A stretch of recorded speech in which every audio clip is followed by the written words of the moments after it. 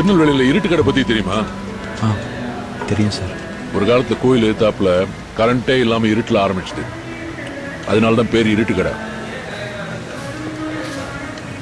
ஆனா இப்ப கோயில் எங்க இருக்குன்னு கேட்டா இருட்டுக்கடைக்கு எதிர்க்க இருக்குன்னு சொல்லுவாங்க.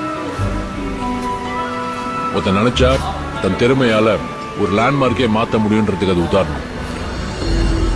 ஒரு பொருள் அங்க மட்டும்தான் கிடைக்கும்னா அது எங்க இருந்தாலும் கூட்டம் தானா தேடி வரும். இந்த மாதிரி பூவை தேடிதான் எப்பவும் வண்டு வரும், வண்டை தேடி பூ போவாது. நல்லா தெரிஞ்சுக்க, உங்க வாழ்க்கையை நிர்ணயிக்கிறது யாருன்னா உங்க கூடயே இருக்கிற அந்த 4 பேர் தான்.